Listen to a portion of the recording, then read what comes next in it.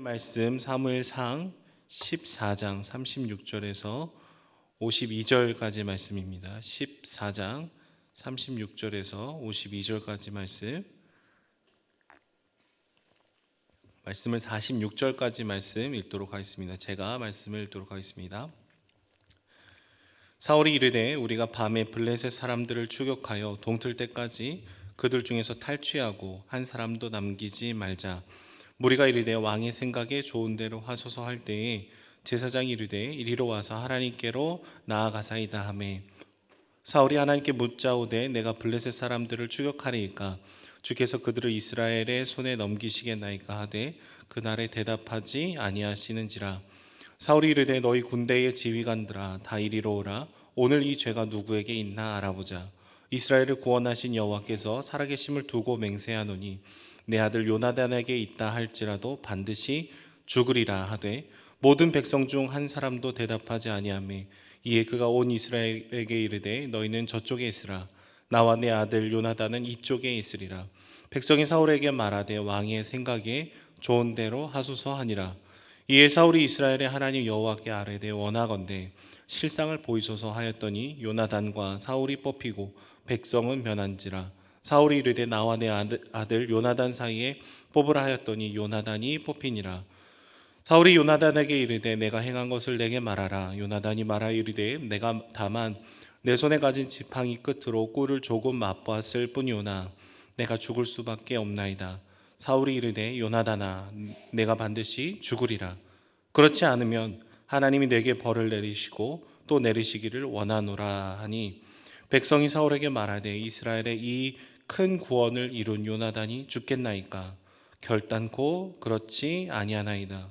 여호와의 살아계심을 두고 맹세하옵나니 그의 머리털 하나도 땅에 떨어지지 아니할 것은 그가 오늘 하나님과 동역하였음이니이다 하여 백성이 요나단을 구원하여 죽지 않게 하니라. 사울이 블레셋 사람들 추격하기를 그치고 올라가매 블레셋 사람들이 자기 곳으로 돌아가니라. 아멘. 여러분 종종 뉴스를 통해서 뇌물죄에 대해서 얘기를 들을 때가 있습니다. 자녀의 취업을 청탁을 위해서 돈을 주고 실제로 부정한 취업을 하게 된다면은 수사에 있어서 가장 중요한 쟁점은 대가성을 증명을 할 수 있느냐 없느냐에 있습니다. 그러니까 돈을 송금한 사실도 찍혀 있고 규정에 맞지 않게 합격을 한 사실도 있습니다. 하지만 이 둘 사이에 정말로 대가성이 연결고리가 있느냐라는 것을 법정에서 증명하지 않으면은 이 뇌물죄로 이제 진행을 하기가 굉장히 어렵습니다. 그래서 청탁을 한 문자가 있다라든지 녹음 파일을 제출하지 않으면은 이제 법정에서 이기기가 너무나 어려운 것이죠. 그래서 이 대가성에 집중이 되는 부분들이 굉장히 많은데요. 그런데 종교와 복음을 구분을 할 때에도 이 대가성이라는 개념을 저희가 잘 인식을 해야 됩니다. 여러분 열심히 기도를 하는 것은 너무나 소중한 믿음의 유산이지만 하나님 내가 열심히 기도를 했으니까 그 대가로 주님이 응답을 해 주셨습니다라는 말은 엄밀히 말해서 복음은 아니고 종교로 구분을 할 수 있겠습니다. 왜냐하면 이 한 문장에는 이 대가성이 분명히 들어가 있기 때문이죠. 이러한 종교 행위에 익숙하면은 마치 열심히 기도하는 것을 한 개인의 능력인 것처럼 착각을 하게 됩니다. 그리고 기도의 시간을, 기도의 강도를 비교하고 판단하고 나보다 못한 사람을 정죄하는 흐름으로 들어가게 되는 것이죠. 그래서 지성이면 감천이다라고 해서 열심을 내는 모습은 보이지만 개인의 인격이 성숙하게 되기는 굉장히 어렵습니다. 왜냐하면 기도를 할수록 주님이 높아지는 것이 아니라 기도를 하는 그런 나라는 존재가 더 높아지기 때문인 것이죠. 나는 기도합니다. 그래서 주님이 나를 사랑하십니다. 라는 말은 맞는 것 같지만 틀립니다. 왜냐하면 그 말에 대가성이 깊이 자리 잡고 있기 때문에 그래요. 반대로 나는 있는 모습 그대로 주님의 사랑을 받았습니다. 그래서 기도합니다. 이 말에는 은혜가 담겨 있습니다. 주님께서 우리에게 이미 이루어주신 신분의 변화가 앞이요. 그리고 그것에 걸맞는 삶에 대한 노력이 뒤에 담겨 있기 때문인 것이죠. 여러분 순서가 거꾸로 되는 순간 우리는 우리의 기도로 하나님을 압박을 하려고 할 때가 있습니다. 하나님을 마치 내게 무엇인가 채무자인 것처럼 만들 때가 있다라는 것이죠. 열심히 기도하는 것 좋고 맞지만 거기서 우리의 역할은 끝입니다. 응답은 철저히 하나님 편에서 알아서 해주시는 은혜인 것이죠. 기도의 열심 속에서도 주님은 여전히 우리의 주인이셔야 됩니다. 주님은 여전히 우리의 왕이 되셔야 되는 것이죠. 내가 기도를 했는데 왜 이런 일이 일어납니까? 내가 당신을 위해서 얼마나 헌신했는데 나한테 주님께서 이러실 수 있습니까? 라는 질문은 고통을 통과하는 사람의 실존에서 주님 앞에 고백할 수밖에 없게 되는 이야기이긴 하지만 사실은 창조주와 피조물 사이에서 오고 갈 수 있는 대화는 아닌 것이죠. 뇌물의 죄를 보시면 겉으로는 뇌물을 주는 사람이 굽신굽신 거리는 것 같지만 결정적인 순간에 키를 쥐는 사람이 누구입니까? 뇌물을 줬던 사람이에요. 내가 줬던 거, 당신이 먹은 것을 이제 좀 뱉어내십시오라고 그 키를 쥐는 것이죠. 어제의 본문과 오늘의 본문을 보시면은 사울의 모습에 이런 종교의 모습이 있습니다. 자기의 열심으로 나가는 모습이 있습니다. 오늘 말씀 본문을 보시면 요나단의 헌신으로 시작된 이 승리의 흐름을 잡기 위해서 사울이 갑자기 금식을 선포합니다. 그러니까 종교적인 열심을 통해서 더 확실한 전쟁의 승리를 가져오려고 하는 것이죠. 아마 그의 마음에는요, 우리가 조금 더 애쓰면, 조금 더 노력하면, 조금 더 금식하면 이 전쟁의 승리를 주님께서 주실 거다라는 생각이 있었을 것입니다. 하지만 그의 아들 요나단은요, 아버지의 이 금식에 대한 선포를 부적절하다고 얘기를 합니다. 오늘 본문은 아니지만 29절 말씀이 이렇게 기록이 되어 있어요. 내 아버지께서 이 땅을 곤란하게 하셨다라고 얘기를 하고 있어요. 곤란하다라는 것은요, 굉장히 어감이 센 단어입니다. 우리 아버지가 이 백성들을 굉장히 엉망으로 만들어 버렸다라는 얘기죠. 하나님이 이스라엘 백성들에게 전쟁에서 승리를 주시는 것은 여러분, 하나님이 그 백성을 아끼는 마음으로 자발적으로 주님께서 도와주시는 거지, 인간의 애씀으로 인한 대가, 보상, 그 열심에 대한 그 대가로 주어지는 것은 아닌 것이죠. 그런데 사울은 금식을 통해서 지금 하나님을 움직이려고 하고 있습니다. 그것이 그 아들 요나단이 보기에도 상식에 맞지 않고 너무 했던 것이죠. 그리고 오늘 본문에서 사울은 블레셋을 마저 진멸하기 위해서 추격을 해야 되는지 하나님께 뜻을 구하고 있습니다. 하지만 하나님은 어떻게 얘기를 하시죠? 아무런 응답을 해주지 않으십니다. 요나단은 계속해서 하나님으로부터 응답을 받아가고 있는 모습을 보이는 반면 사울은 기도해도 하나님께서 응답을 해주시지 않는 것으로 그려지고 있어요. 사울은 겉으로는 하나님을 의지하는 것 같은 형식이 있었지만 급하면 자기 방식대로 돌아가는 사람이었습니다. 하지만 요나단은 어떻습니까? 위기의 순간에도 주님을 의지하면서 걸어가는 모습을 보인 것이죠. 이 사무엘상의 말씀은 아버지와 아들의 그 영적인 모습을 굉장히 대조를 하고 있는 거예요. 결국 사울은 누구의 죄 때문에 하나님께서 응답을 하시지 않느냐라고 하면서 이제 화살을 돌릴 대상을 찾기 시작합니다. 갑자기 하나님의 살아계심을 가지고 맹세를 하고요.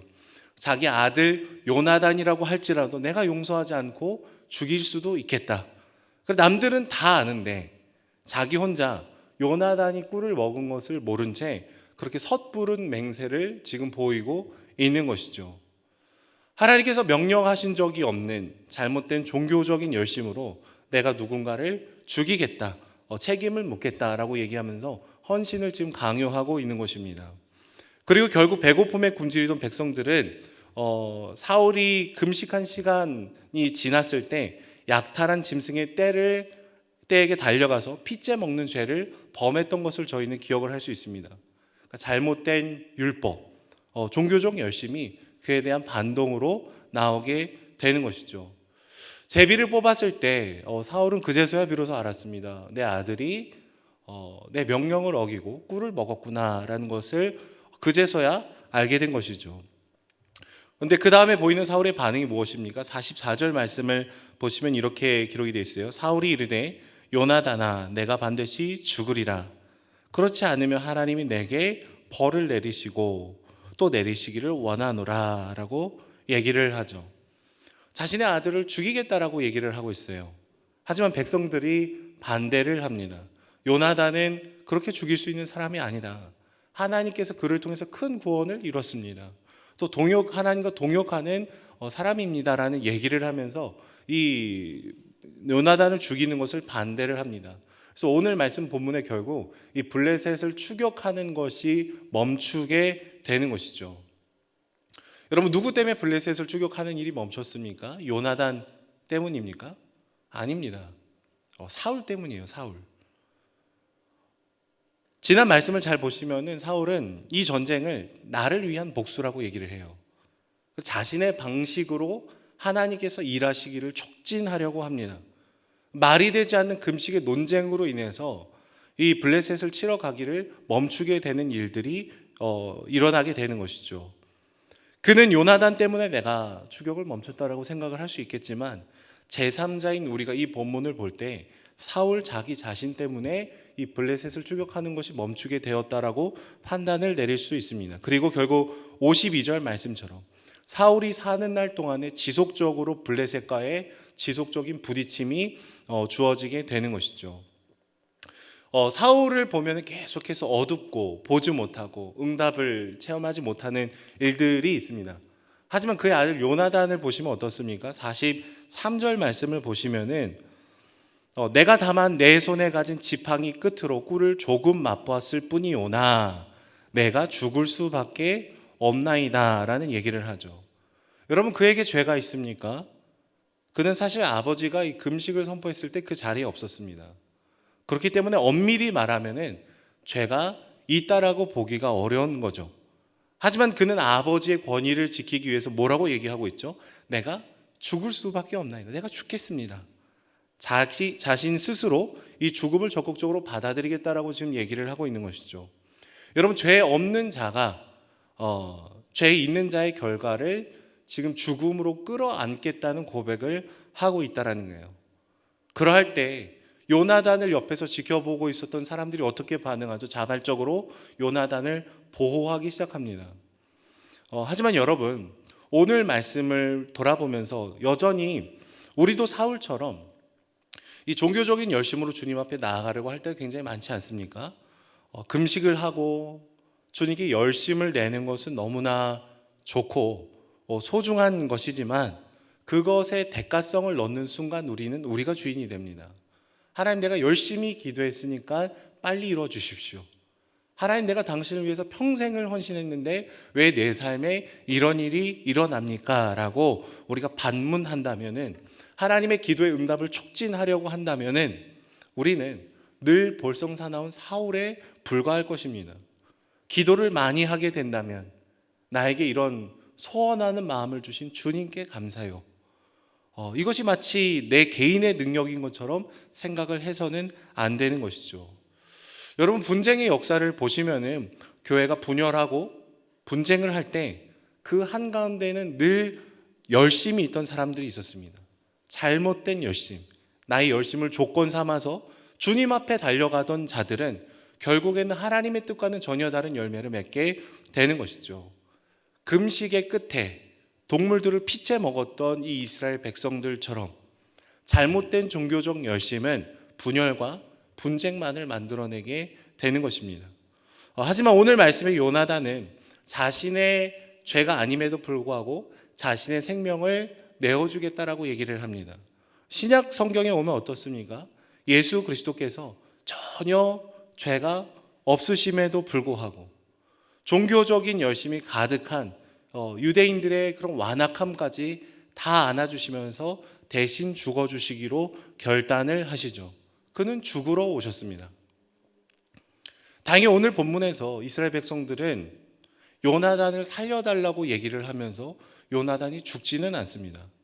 예수님이 죽으실 때는 어땠습니까? 살려달라는 외침이 사라집니다. 죽이라고 얘기하고 저 사람을 죽이라고 끊임없이 소리치는 것이죠.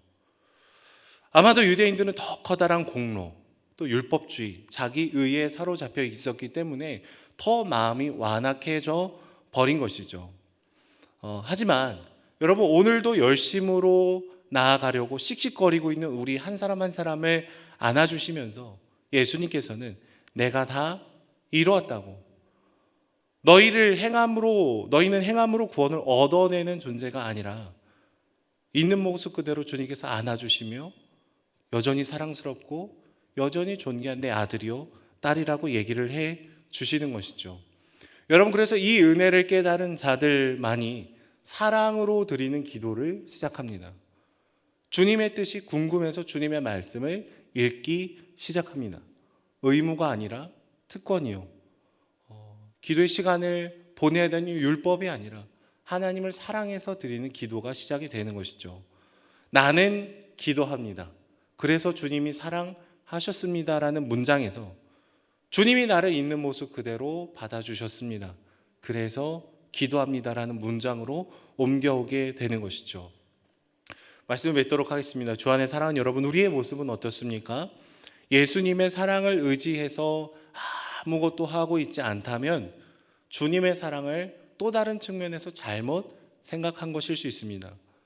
그것은 주님을 의지하는 것이 아니라 주님의 사랑을 가벼이 여기는 것입니다. 그리스도의 십자가를 함부로 여기는 것이죠. 또 반대로 주님께 나의 기도의 시간을 막 늘려가면서 내 의지, 내 힘, 나의 헌신을 조건 삼아서 주님 앞에 나아가고 있다면 우리는 또 다른 측면에서 예수 그리스도의 십자가를 온전하게 의지하지 않는 것이죠. 사울이 되는 것입니다. 주님이 우리를 온전히 안아주셨습니다. 우리의 연약함, 우리의 부족함, 이것이 다 있음에도 불구하고 변하지 않는 아들이요 딸이라고 얘기해 주시는 그 은혜에 기댈 때 우리는 비로소 의무감으로 주님 앞에 나아가는 것이 아니라 사랑과 기쁨으로 나아가게 되는 저와 여러분이 될 줄로 믿습니다. 그렇게 주님을 사랑해서 기도하고 그렇게 주님을 갈망해서 말씀으로 나아가는 저와 여러분들이 되시기를 소망합니다. 기도하겠습니다. 사랑의 주님, 감사합니다. 늘 잘못된 열심으로 기도를 마치 나의 개인의 능력인 것처럼 주님 앞에 대가성을 가지고 나아가지 않았습니까? 늘 사울이던 우리 인생 가운데 예수 그리스도의 은혜를 깊이 알고 경험하고 고백하는 저희들이 될 수 있도록 붙들어 주시고 은혜에 반응하며 은혜에 감격하며 자발적으로 순종하며 나아가는 저희들이 될 수 있도록 주님 붙들어 주시옵소서. 하나님의 은혜를 기억하며 기도의 자리를 사모하며 나아가는 저희들이 될 수 있도록 붙들어 주시고 늘 주님을 더 깊이 만나며 나아가는 저희들이 될 수 있도록 축복하여 주시옵소서. 감사드리며 예수님의 이름으로 기도드립니다. 아멘.